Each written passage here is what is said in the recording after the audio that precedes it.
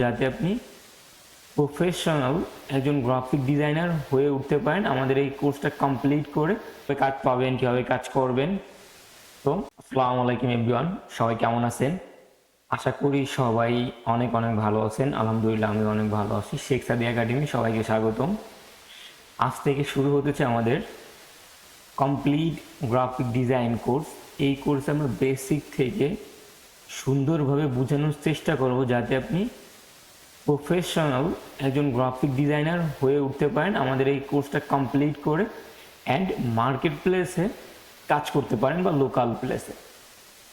এই সব কিছু আমরা বলে দেবো, কীভাবে কাজ পাবেন, কীভাবে কাজ করবেন। তো আমাদের এই প্লেলিস্টটা ফুল যদি আপনি কমপ্লিট করতে পারেন আমাদের সাথে, তাহলে আপনি প্রফেশনাল একজন গ্রাফিক ডিজাইন হয়ে যেতে পারবেন। সো আমরা শুরু করবো হচ্ছে ইলাস্ট্রেটর দিয়ে। তাহলে চলুন শুরু করা যাক, বেশি কথা না বলি। আমরা ইলাস্ট্রেটরটা ওপেন করে ফেলি। এখান থেকে আমি ক্লিক করলাম। আপনারা যদি কারো ইলাস্ট্রেটর লাগে, আপনাদের যে নাই আপনাদের কাছে, আমি 2021 ভার্সন ইউজ করতেছি, যদি আপনাদের লাগে অবশ্যই কমেন্ট করবেন, আমি ডাউনলোড লিঙ্কটা আপনাদের দিয়ে দেবো কোনো ঝামেলা ছাড়াই। ওকে, আর যদি নতুন হয়ে থাকেন অবশ্যই সেখসাদি একাডেমি ইউটিউব চ্যানেল সাবস্ক্রাইব করে রাখতে পারেন, যাতে পরবর্তী ভিডিওগুলো সবার সাথে সাথে পেয়ে যান। So get start. আচ্ছা, অনেকের এরকম থাকতে পারে বা আপনাদের অন্য পদে থাকতে পারে, আপনারা কি করবেন, এতে ক্রিয়েটে নিউতে ক্লিক করতে পারেন অথবা ফাইলে দিয়ে নিউতে ক্লিক করতে পারেন। তাহলে আপনাদের এরকম একটা উইন্ডো আসবে। ঠিক আছে, এরকম আসার পর ফার্স্টে আমাদের আছে কি এখানে রিসেন্ট। আপনি যদি কোনো রিসেন্ট কোনো কাজ করে থাকেন এখানে, সেই রিসেন্ট ফাইলগুলো আপনাদের এইখানে দেখা যাবে। এরপর হচ্ছে সেভ। আপনি যদি কোনো কিছু সেভ করেন সেই সেভগুলো এখানে দেখা যাবে। এরপর হচ্ছে মোবাইল। মনে করেন আপনি যদি কোনো মোবাইল রিলেটেড কোনো কাজ করেন, মোবাইল অ্যাপের জন্য কোনো ডিজাইন করেন, সেক্ষেত্রে আপনি কি করবেন, মোবাইল অ্যাপে যাবেন, মোবাইলে যাবেন। আপনি যদি কোনো ওয়েবের কাজ করতে চান তাহলে আপনি ওয়েবে যাবেন, ওয়েব পেজ ডিজাইন বা ওয়েব ব্যানার ডিজাইন সেই ক্ষেত্রে। এরপর আপনি যদি কোনো প্রিন্টের কাজ করতে চান, যেমন যে কোনো যদি প্রিন্ট করতে চান সেক্ষেত্রে আপনি প্রিন্টে ক্লিক করবেন। এরপরে হচ্ছে আপনি ফিল্ম, যদি আপনি কোনো ফিল্ম বা ভিডিওর কাজ করতে চান সেক্ষেত্রে আপনি ফিল্ম বা ভিডিওতে ক্লিক করতে পারেন। এরপর আপনি যদি আর্ট করতে চান, ইলাস্ট্রেটরে আর্ট বা ইলাস্ট্রেটর আর্ট, তাহলে আপনি আর্টে ক্লিক করতে পারেন। আশা করি আমি এই বিষয়টা ক্লিয়ার করতে পারছি। Recent, save, mobile, web, print, film and video, art and illustration. ঠিক আছে, এইটা ক্লিয়ার। এরপর আমাদের আমরা ডাইন সাইড একটু খেয়াল করে আমাদের এই যে এইখান থেকে এটা নিয়ে আমরা একটু কাজ করি। ঠিক আছে, এবার ফার্স্টে আমাদের আছে কি, ফার্স্টে আমাদের আছে হচ্ছিল উইড আছে, তাই না? এখানে উইড আছে। উইডের কাজ হচ্ছে কি, আমাদের এখান থেকে উইড হচ্ছে আপনি যে কোনো উইড নিয়ে এখানে দিতে পারেন, আমার পেজের সাইজ কাস্টম পাবে। ঠিক আছে, এখন আমরা এখান থেকে একটা কাজ করি, এখান থেকে কাটে দিয়ে আমি যে কোনো কিছু একটা উইড দিলাম। উইড আপনি হাইডও দিতে পারেন, এখান থেকে হাইড যা দিবেন দিতে পারেন। এখান থেকে উইড হাইড আপনি কাস্টম ভাবে আপনার ইচ্ছা মতো এখান থেকে আপনি উইড এবং হাইট দিতে পারেন। ঠিক আছে, আচ্ছা এরপর আমাদের পাশে দেখতেছেন এটা, এইটাকে বলা হয় ইউনিট। ঠিক আছে, এটাতে আমাদের উইড হাইট গেল কাস্টম ভাবে, উইড এবং হাইট আপনি যে কোনোটা কমাইতে বাড়াতে পারেন। এরপরে এইটাকে বলা হয় আমাদের ইউনিট। ইউনিট অর্থ হচ্ছে একক। ঠিক আছে, যদি আপনি প্রিন্টের জন্য কাজ করতে চান, এখানে কিছু ব্যতিক্রম আছে। প্রিন্টের জন্য দেখেন আমি তো এখানে ক্লিক করে আমাদের অনেক কিছু আছে, এখানে পিক্সেল আছে, পয়েন্ট আছে, ইঞ্চি আছে, ফিট আছে, ফিট ইঞ্চি আছে, মিলিমিটার আছে, সেন্টিমিটার আছে, মিটার্স আছে। ঠিক আছে, এইখান থেকে আমাদের এই সবগুলা লাগে না আমাদের ইউনিটের, এই সবগুলারই বলা হয় ইউনিট। ঠিক আছে, এখান থেকে যদি আপনি প্রিন্টের জন্য কাজ করতে চান সেক্ষেত্রে আপনার লাগবে ইঞ্চি অ্যান্ড সেন্টিমিটার। এদের ইঞ্চি লাগবে অ্যান্ড সেন্টিমিটার অ্যান্ড মিলিমিটার, এই তিনটা হচ্ছে আমরা প্রিন্টের জন্য যখন কাজ করি তখন ইউজ করি। আর আপনি যদি ওয়েবের জন্য কাজ করতে চান তাহলে আমরা পিক্সেল ইউজ করবো, এই যে পিক্সেল ইউজ করবো। ঠিক আছে, আশা করি আমি এই দুইটা বিষয় ক্লিয়ার। যদি আমরা প্রিন্টের জন্য কাজ করতে চাই তাহলে আমরা ইঞ্চি নেব, সেন্টিমিটার নেব, মিলিমিটার নেব।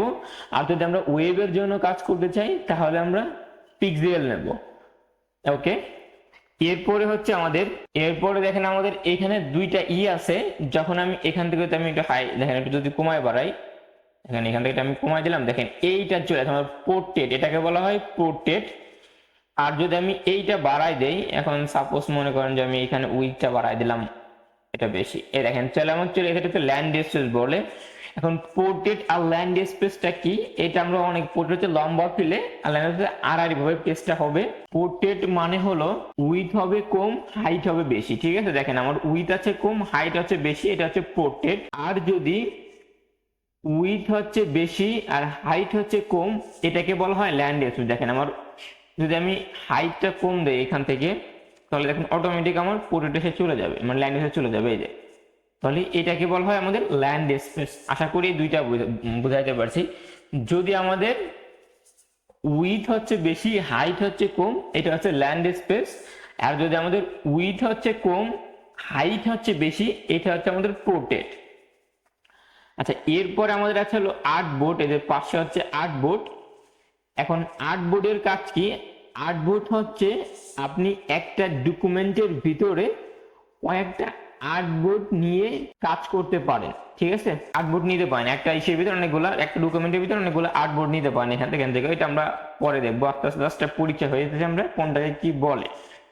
আর এইটা আমরা এই যে ব্লিড, এটা আমরা পরে দেখবো। এরপর হচ্ছে অ্যাডভান্স মোড, ঠিক আছে। অনেকের হাইট থাকতে পারে, আপনি যদি এখানে ক্লিক করেন এই যেটা বের হয়ে যাবে অ্যাডভান্স মোড। এখন অ্যাডভান্স মোডের এখানে আছে আমাদের ফার্স্ট আছে কালার মোড। কালার মোড এখানে আমাদের দুইটা কালার থাকে, দুইটা কালার লাগে আমাদের, এটা হচ্ছে RGB আর CMYK। এখন আপনারা একটা নোট করতে পারেন, যদি আমরা প্রিন্টের কোনো কাজ করতে চাই তাহলে ব্যবহার করব আমরা CMYK কালার। এই যে CMYK, একটু মনে রাখেন, যদি আমরা প্রিন্টের জন্য কোনো কাজ করতে চাই আমরা ব্যবহার করব CMYK। আর যদি আমরা ওয়েবের জন্য কাজ করতে চাই তাহলে ব্যবহার করব RGB, এই যে এটা, ঠিক আছে। আমরা এই দুইটা কালার পাই, RGB এন্ড CMYK। একটু নোট করতে পারেন, আমরা ইলাস্ট্রেটরে সর্বমোট দুইটা কালার পাই, একটা হচ্ছে RGB আর একটা হচ্ছে CMYK। আপনাকে ইন্টারভিউতে প্রশ্ন করতে পারে যে আমরা ইলাস্ট্রেটরে কি কি কয়টা কালার পাই, আপনি বলে দিবেন CMYK বা RGB। ইফেক্ট, রেস্টার ইফেক্ট করতে বলতে বুঝাইতেছে এটা রেজুলেশন বুঝায়, অর্থাৎ আমরা ব্যবহার করি দুইটা। উইথ প্রিন্টের জন্য হচ্ছে আমরা হাইট ইউজ করি, আর ওয়েবের জন্য আমরা স্ক্রিন ইউজ করি, ঠিক আছে। এখন প্রিন্টের জন্য আপনি রাখবেন এই যে হাই রেজুলেশন 300 PPI, এইটা হচ্ছে আপনি প্রিন্টের জন্য রাখবেন। আর যদি আপনি ওয়েবের জন্য কাজ করতে চান সেই ক্ষেত্রে আপনি রাখবেন এই যে স্ক্রিন 72 PPI।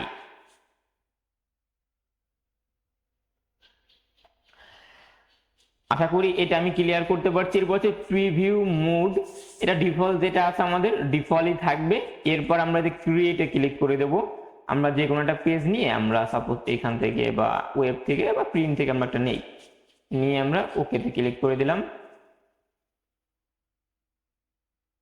আমাদের চলে আসলো এটা। এইবার হচ্ছে আমরা একটু পরিচিত হই যে কোনটাকে কি বলা হয়। আমাদের এই যে বাম সাইডে যেগুলো আছে এটাকে বলা হয় টুল বার।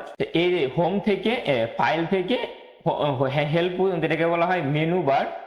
আর এই পাশে দেখতেছেন আমাদের এই যে এই সাইডে এটাকে বলা হয় হলো প্লেট বার, ঠিক আছে। কি বার? প্লেট বার।